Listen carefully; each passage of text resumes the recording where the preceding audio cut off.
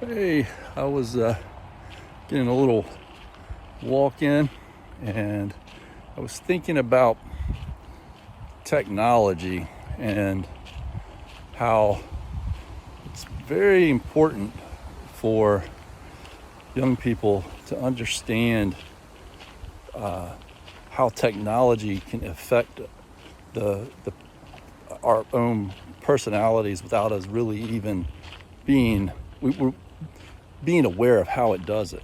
And this has been going on for a long time, and it's been going on before we had television and radio and all that stuff also, in different ways. It's just that with mass media, it's everywhere, and so it has a more profound impact and impacts a greater and greater portion of the population. And then these kinds of mental effects that technology has on us, that's actually contagious. And this has been proven, this is not just saying this, that certain personality types, mental conditions, they actually get passed along in the same way as like a sickness gets passed along. And it can be passed along in families, particularly, not necessarily because of genetics and things like that, although those things can play a factor, but because of the way that we respond to certain conditions that we are spending most of our time in. And media is particularly influential in this way, and it's not really in a good way. There are good things about media, television and social media and technology, but there's some, what we say, pernicious effects as well. And so you need to be able to view media. And this is going to get even more important with artificial intelligence, because artificial intelligence is like all of this stuff, but even way more powerful. But you got to distinguish between the world that we live in, yourself, your internal thinking, and what's coming from the media. And the reason this is important is because we tend to, like say in television, we tend to tune in to the things we want to hear. And so we're getting a feedback loop of confirmation to our best wishes, or to our, it's sort of like an artificial way to get confirmation as to, are we a good person or a bad person? And that is not good. That could cause us lots of problems. And so we watch what we want to hear, and then it tells us what we want to hear, and then we reaffirm that we're watching that. And so the way that feedback loops works is that the television produces more of that same information, and then we get told more of the same stuff we want to hear, and it goes on and on and on. And then when things happen out in the world beyond that aren't in line with what we want to hear, it causes a lot of mental distress and can cause people to really create a kind of false sense of self. Basically, you kind of it helps you create a version of yourself that isn't really the true you, and that's really not good. Social media has even been worse, because I say it's worse because of how tricky it can be, in that it gives you all of that self-confirming or reaffirming biases, so that you don't grow as an individual. But then it also has the point where, from time to time, mean people sneak into this false sense of reality, and they say a lot of mean things, and because they're attacking a person within this false sense of reality, it's very, very painful, and it can cause people to act and do things and have self-harm and whatnot in an extremely devastating fashion. And then with artificial intelligence, the artificial intelligence can be used, like all these tools, like the internet and social media and television, they can have very positive aspects to them, but it's up to the viewer, the listener, the user, to be able to be self-aware, self-conscious, to not overuse it, and to catch themselves when they start getting sucked into it. And so with artificial intelligence, there's going to be a tremendous amount of power, it already is, powerfully useful elements of artificial intelligence to society. But the part of it that's going to become more like the entertainment world and the entertainment media and people using it for those purposes, it's going to be even harsher because it's going to fake us out even more. So with television, at least you're turning on the television and you're seeing an actor or an actress and whatever.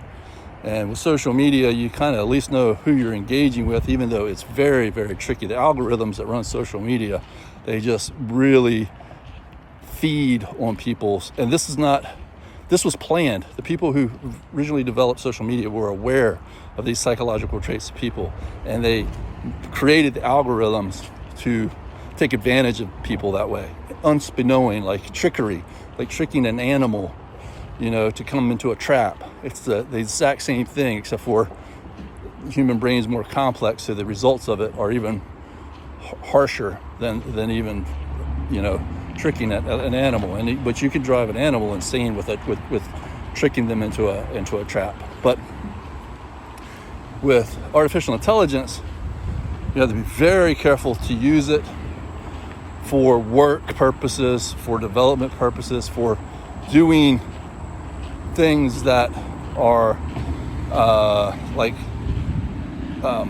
for example, like running a business, or like for industrial purposes, like self-driving cars and things like that, and for doing research and that sort of thing. But when you start using AI for like entertainment and pleasure purposes, it's going to be like the worst version of a con artist or a trickster. It's going to learn what it is that you want to hear, and it's going to give it to you in such a way that you think that artificial intelligence is your best friend, and it's going to suck you in. And at any time you start to wake up to that reality, or you want to try and change the course of your behaviors, you're going to be fighting against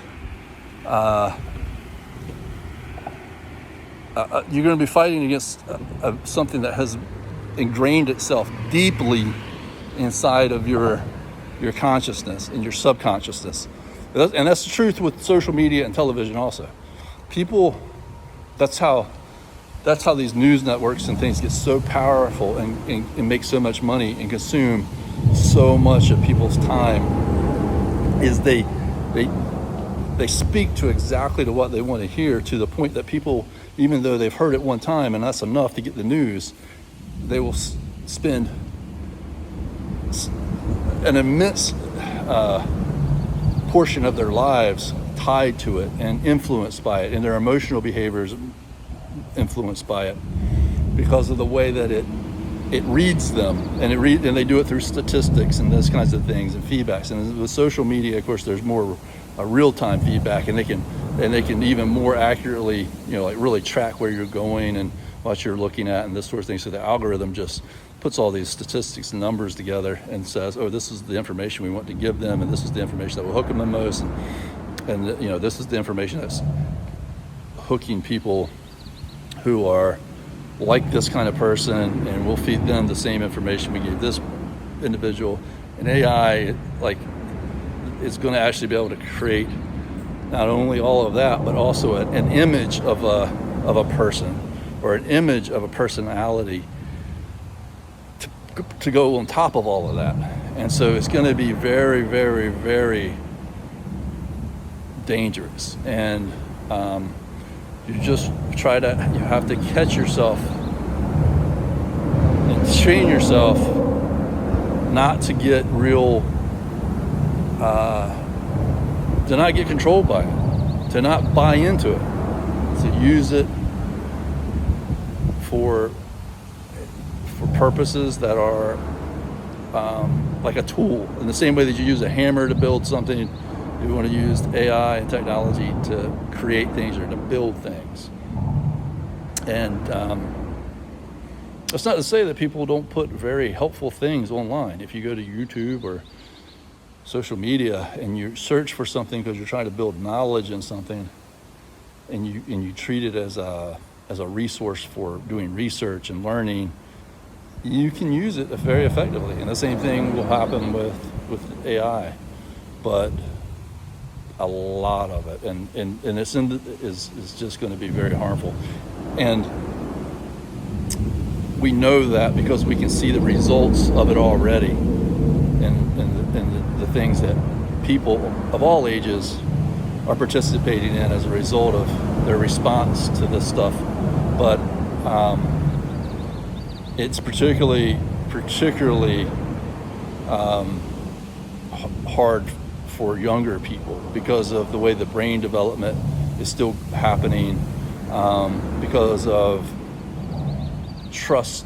That there's this beautiful thing about being young, and that you have a natural sense of trust, and the world needs that. The world doesn't need everybody to be skeptical all the time. We need, as we grow older, we need to find the right balance of skepticism, but there's something very valuable in trust. But you have to have wisdom too. And sometimes it's better just to not put yourself in an environment or a scenario where you have to even question your trust. Like, in other words, you can sort of just filter out the areas. There's so many other things to do in life that you can just filter out areas where your trust might be taken advantage of. In other words, just don't get to the place where that can be taken advantage of. And we know, not always, but we usually have some idea of those kinds of places where we just feel uneasy about being involved with them.